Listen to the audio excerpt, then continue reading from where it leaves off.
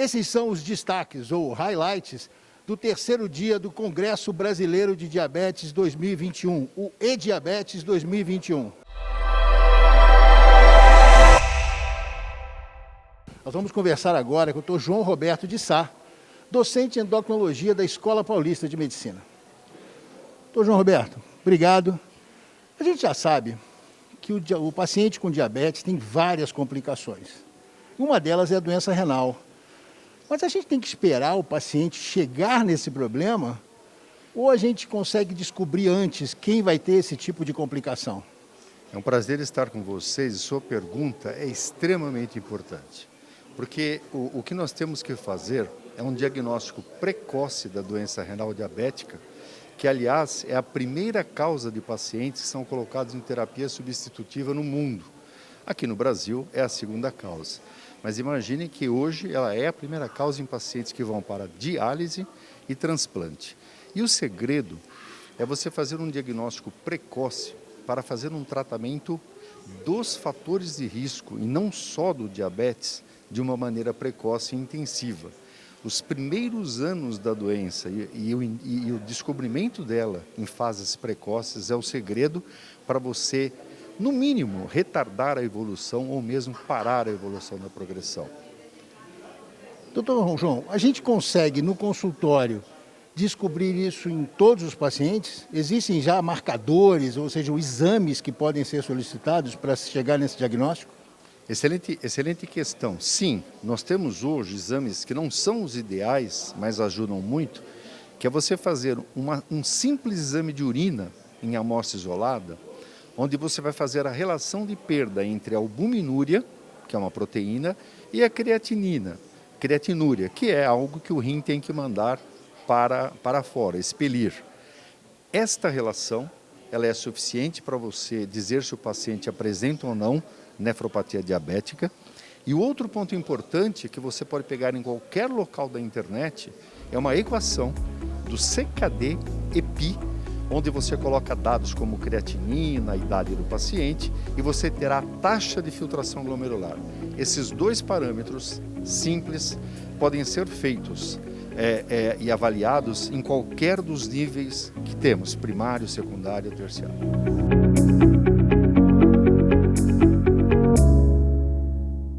Olá, a gente vai falar um pouco sobre a epidemiologia do diabetes. E o que é isso? Epidemiologia é uma ciência, uma forma de estudar o acometimento de uma doença numa população. Quanto que ela está acometendo aquela população, quais são os riscos e quem ela acomete mais. Então, a epidemiologia do diabetes tem mostrado para a gente que existe uma alta ocorrência da doença, mais ou menos 10% da população acometida. Esse acometimento aumenta com o envelhecimento, aumenta também nas pessoas que têm um peso acima do que é o ideal, que a gente calcula pelo índice de massa corpórea, chamado IMC. Então, a gente sabe que na nossa população hoje em dia, 50% ou mais tem esse IMC acima do esperado, que é acima de 25, e entre 14% e 20% tem obesidade. Então, as pessoas que têm esse aumento de peso também têm mais risco. Fora isso, a diabetes tipo 2 também está associada com menor escolaridade e um menor nível de renda. Então, as pessoas que têm menos acesso à saúde, têm menos escolaridade, têm sido mais acometidas do que aquelas que têm mais escolaridade. Então, diante desse perfil, a gente consegue identificar as pessoas de mais risco e aquelas que merecem também ter um cuidado maior. E por que cuidar desse diabetes, né? O diabetes é uma doença que aumenta o risco de mortalidade. Então, hoje em dia, se a gente falar quais são as doenças que mais causam morte no nosso país, o diabetes é a 6ª causa de morte na nossa população. Lembrando que as primeiras causas de morte, a primeira e a segunda, são as doenças cardiovasculares, e o diabetes está muito associado a essas doenças também. Mas, além de causar o aumento de morte, o grande problema do indivíduo com diabetes é que ele tem outros acometimentos e possíveis complicações. Então, a gente tem complicações que a gente chama de microvasculares, que acometem pequenos vasos do nosso corpo, como nos olhos, que tem a retinopatia, no rim, que tem a nefropatia, e também acometem grandes vasos, que podem incorrer, né, acarretar o infarto agudo do miocárdio, o AVC e a doença arterial periférica. Então, além do caso da mortalidade, o problema do diabetes é ter complicações que incapacitam as pessoas ou que reduzem ao seu grau de saúde e qualidade de vida por conta dessas complicações nos olhos, nos rins, no coração, o AVC, né, o derrame, ou a circulação dos pés, e mesmo a sensibilidade dos pés, que é a neuropatia. Então, se a gente contar essas duas coisas juntas, o quanto o diabetes acarreta em mortalidade na nossa população, mais o quanto eleva em incapacidade, a gente tem uma outra medida de saúde muito importante que se chama carga de doença. Então, o diabetes é uma doença que na nossa população tem uma grande carga. Dentre as principais doenças que acarretam essa incapacidade mais aumento de mortalidade, o diabetes daí passa a ser a quarta causa, sendo que entre essas causas do diabetes, a gente também, acima do diabetes, a gente também tem doença cardiovascular, cujo diabetes é um grande fator de risco. Então, diante desse cenário, a gente tem no diabetes, principalmente aí o diabetes tipo 2, que é o que mais acomete a nossa população, e cerca dos casos de diabetes, 90% é esse diabetes tipo 2 e 10% é o diabetes tipo 1. Lembrando que o diabetes tipo 2 é aquele que aparece com a idade, está muito relacionado ao aumento de peso, estilo de vida, e o diabetes tipo 1 tem uma carga mais genética, a pessoa perde a capacidade de produzir insulina no pâncreas ainda mais jovem, comumente mais jovem. Mas, juntando esses dois tipos de diabetes, então a gente tem essa carga aumentada de doença, o que justifica a gente identificar precocemente, prevenir a doença e prevenir as complicações e morte dessa doença. Então, falando muito rapidamente aí da prevenção, que é muito importante, e do rastreamento, a gente vai identificar que o rastreamento significa identificar bem rapidinho essa doença, antes dela dar sintomas. Como que a gente pode fazer isso? Lá no site da SBD, a gente tem um link, e você coloca a calculadora de risco para saber qual é o meu risco de ter diabetes. Lá você tem poucas perguntas bem simples, você clica e você ganha uma pontuação. O seu risco é baixo? Merece fazer mudança de estilo de vida e observar? Ou o seu risco já é alto? Procure um posto de saúde ou um médico responsável e faça seu exame de sangue. Então, isso dá para a gente identificar rapidamente com essa calculadora. Em relação à prevenção, eu tenho uma boa notícia. A prevenção do diabetes tipo 2 é possível hoje em dia no nosso conhecimento. Então, a gente sabe que por uma mudança de estilo de vida, a gente consegue prevenir em até 58% os casos de diabetes ou postergar os casos para aquelas pessoas que têm um risco alto, ou seja, aquelas pessoas que estão acima do peso, com a glicemia um pouquinho aumentada, que chama pré-diabetes. E o que seria isso? É uma regrinha bem fácil. A gente consegue prevenir esses casos de diabetes, aumentando frutas, verduras e legumes na dieta, o ideal, 5 porções por dia, pelo menos, 5 dias na semana, de um ou de outro, frutas, verduras, legumes e fibras em geral. A gente consegue aumentar, diminuir o risco de diabetes.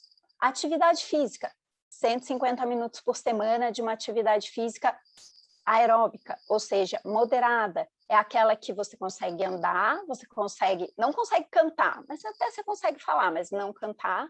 E perda de peso, se tiver um excesso de peso aí, perda de peso, quanto? 5% do peso, a 10% do peso inicial.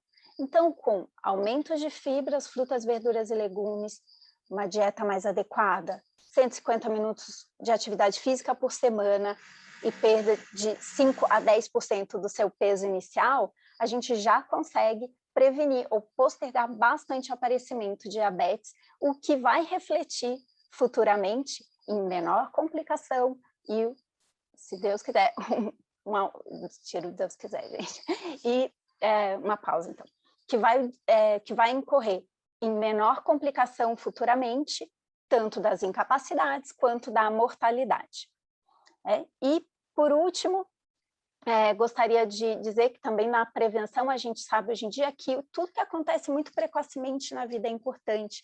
Então, a mulher que se cuida para engravidar, uma gestação bem acompanhada, a criança que tem um estilo de vida saudável desde o início, também tem uma repercussão futura aí desses filhos, dessa prole, de menor obesidade e risco de diabetes. Então, a grande mensagem é: o diabetes tem uma grande carga de doença, com incapacidade e mortalidade na nossa população, e a prevenção é possível e a gente consegue iniciar com mudança de estilo de vida e muito precocemente na vida.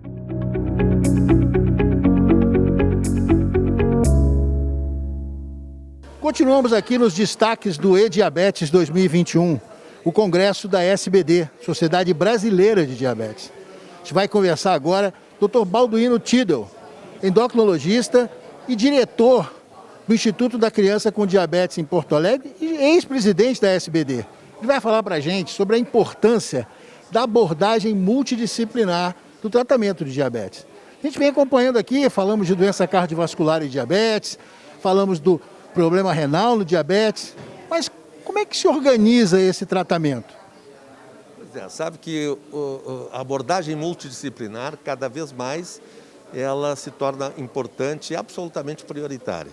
Nós, no Instituto, nós criamos isso desde o início, em 2004, em janeiro de 2004, quando abrimos as portas, um grupo de endocrinologistas, enfermeiras, nutricionistas, psicólogos, dentistas, educador físico, todos esses trabalhando conjugados num software, cada um com a sua página no software, em que o paciente roda por todos esses profissionais. Isso favorece uma visão muito mais abrangente do paciente, né?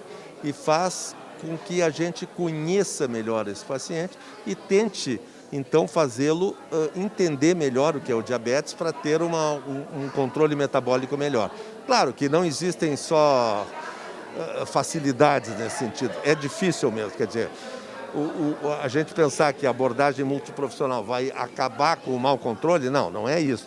Mas a gente consegue diminuir internações hospitalares, isso é muito importante, porque uma internação hospitalar é complexa, é cara, é um risco para o paciente, para a vida do paciente, porque se ele está internando é porque está em cetoacidose ou está em hipoglicemia grave. Então, na verdade, cada vez mais nós acreditamos nisso, sempre apostamos nisso, e temos visto que eu acho que este é o canal. O mundo inteiro está seguindo este padrão, né, de abordagem multidisciplinar, cada vez com mais profissionais. Hoje nós temos também nefrologista, cirurgião vascular, oftalmo, já temos desde o início também. Então, todos esses profissionais conjugados trabalhando para o paciente no mesmo local, de forma que ele não precise se deslocar com a família, que isso é outro problema. Haja vista que o deslocamento é caro, uma série de complexidades, né? Isso eu posso dizer que é o melhor jeito da gente prevenir as complicações do que o diabetes traz para a vida dos pacientes, melhorar a sua qualidade de vida no fim?